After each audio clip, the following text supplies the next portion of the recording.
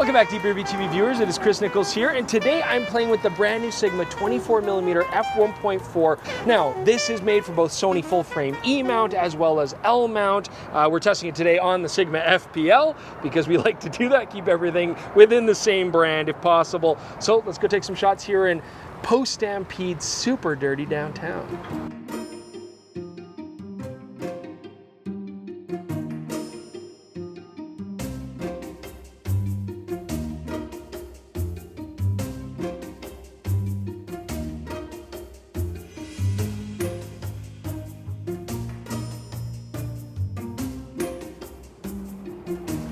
Bums. Now this particular Sigma 24mm 1.4 is part of their Art series. These are their premier lenses, and the first thing you notice, the build quality is excellent. I love the way they've just machined the metal mount here going up into the aperture ring. Everything looks beautiful and very high quality. Now with that aperture ring, we do have an auto setting. You can click this lock switch so that it stays there. When you do unclick it, you've got a really nice aperture ring. It's got positive click stops, third stop increments, and you can declick that if you want it to be a nice, smooth, silent aperture ring for both photography and videography. We also have, of course, classic autofocus, manual focus, selector switch, but we also have a lock for the manual focus. And this is interesting. If I manually focus the lens, adjust my setting, and then click that lock, it just basically disengages the manual focus ring. And that's really nice if you're doing something like astrophotography or studio work, macro, where you just definitely don't want that manual focus to move even by accident. That's a really nice setup. So we've got a customizable button here on the side of the lens, and we've got their new lens hood design. We've seen this on some of their other lenses, and we like it. Nice, simple push button release to click that off. Everything just feels high quality. It's a weather sealed body. Overall, this Art series definitely feels like a premier lens. Now on the Sigma Art 24mm, we do have 72mm front filter thread, but uniquely, this lens also has rear filter options, so you can slide gels in the back. And I say uniquely because you don't often see both on a lens. It's either front or back. But if you are doing something where you need to stack multiple filters and you don't want to have any physical blocking of the light, or you just prefer rear filters, you have that option. So we talk about focusing speed on the Sigma 24mm here. It's a stepping motor, which is smooth but traditionally slower. However, this is an ultra-wide prime. Doesn't need to move very far to focus, and frankly I'm finding it very snappy, focusing from closest focusing to infinity, no issues whatsoever. So Jordan's got me backlit there pretty well. You got sunlight going right into the lens there for you viewers at home, probably flaring like crazy. So it's a good opportunity to talk about the flare characteristics of shooting the Sigma 24mm Art towards the sun.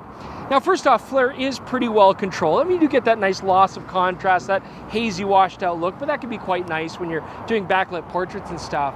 Ghosting though, this lens does actually have some ghosts. Now normally when you stop a lens down in its aperture, they intensify, but I was actually getting quite a lot of ghosting, as you can see here, even shooting wide open at 1.4. They actually reduced a bit when I stopped the aperture down, but they're still very apparent. But then I decided to test sunstars, shooting the f/16 right towards the sun, and actually this lens actually does give us quite nice sunstars. As you can see here, lots of points, nice, sharp, distinct tines. I mean, it's actually really impressive. So that was a nice bonus to see in this lens. So what if you want to use the new Art lens for video work? Well, it does have some nice positives, as we've touched on. The manual focus ring is smooth. We also like that the aperture ring can be set to silent and smooth as well. These are all bonuses. And it does actually have some interesting character when it comes to shooting towards the sun, which for video work can actually sometimes be really nice. The only downside though, if you look at this example here, you can see the lens breathes quite a bit. And that's where, as you manually focus from nearest to infinity, you can see that the focal length changes. You get that zoom in, zoom out effect, and that's unfortunate when you want to do any long focus pulls on this lens. So one downside, but all the other sides are pretty much positives. So let's talk about the Sigma 24mm 1.4's bokeh. Now, this is an ultra-wide lens, but it does have a fast aperture, so if you get close enough, you can actually get some very shallow depth of field. How does the bokeh stack up? Well, first off, I'm finding transitions from in focus to out of focus to be beautiful. I mean, very smooth. I would absolutely shoot this with softer backgrounds. I've been liking the shots I'm getting there. Now, when it comes to specular highlights, there's some nice pluses here. I mean, first off, there's no soap bubble effect, which is probably why those transitions from in focus to out of focus look so smooth. Also, I'm happy that when you stop the the aperture down, we're not getting polygonal shapes, everything's still nice and round, but the actual bokeh itself kind of messy, lots of onion rings. Okay, so let's talk about Bokeh, longitudinal chromatic aberration, those color fringes and the autofocus areas, both foreground and background, very hard to fix in post. Looking at the example we shot here, you can see clearly that this lens does have some Bokeh. In the background, you can see that green cast, and then in the foreground, a bit of a magenta cast. It's not terrible. I mean, it's pretty well controlled, but it is there for sure. I don't know, Jordan, you know, we pass by this statue almost every day, and I'm always thinking like, oh, I want to shoot it, but I just cannot make these balls interesting. I don't know, I'm just no good at shooting balls, but do you want to give it a shot, see if you've got a frame? So let's talk about the sharpness on this Sigma 24mm 1.4. So first off, looking at the center, shot wide open at 1.4, you can see it's not bad, but it's not the best that this lens can deliver, absolutely. And as you then stop down to f2.8, you can see that things do sharpen up quite a bit. So I would certainly shoot this lens wide open, but I'd like to see it stop down for most of my shots. Now, when we shot in the corners, again here, wide open, upper left corner, you can see that that sharpness is again somewhat lacking, but when we stopped into 2.8, it's nice and sharp. I don't really have any field curvature issues on this lens. You can focus pretty much anywhere, and you get a nice flat field of focus. So how does this lens stack up against the competition? Well, if I was looking at L mount primarily for photography, this versus the Panasonic 24mm 1.8, I would take the Sigma. I mean, getting a brighter lens, slightly sharper, a little bit less money, it's a no-brainer. But if I was looking at video capabilities, I'd probably go for the Panasonic, just for the fact that there's no breathing on it, you know, it's very well corrected, and there's a whole other line of lenses that all have very similar weights and dimensions, which makes it really convenient when you're using follow focus rigs and gimbals, that kind of thing.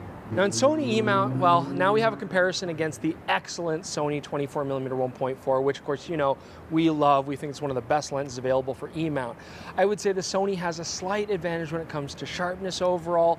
Both of them aren't breathing corrected very well for video, so you're kind of on the same playing field. Both are rugged lenses, they're well designed. I do think also that the Sony is a little bit better corrected against things like Bokeh and flare, for example. But the Sigma does achieve excellent optical results. I like the bokeh, I like a lot of the way the lens looks, and it is substantially less money. So here again we have that classic thing where maybe the Sony is the better lens overall, but it's quite a bit more expensive. The Sigma gives you professional quality at a very good price point. As always, really appreciate you guys joining us. Please leave your comments below. Let us know what you think. Check out our sample gallery. You can download those photos. You can have a closer look. Link in the description below. Please subscribe, like to the channel. Click that notification bell so you don't miss any other of our videos. Everybody likes the ringing of bells. It doesn't actually make a ringing noise. Jordan is telling me that it doesn't actually make a ringing noise, but it will give you some sort of indicator so that you know to come check us out. Anyways, please do join us next time for another episode of DPReview TV. Thanks so much for joining us.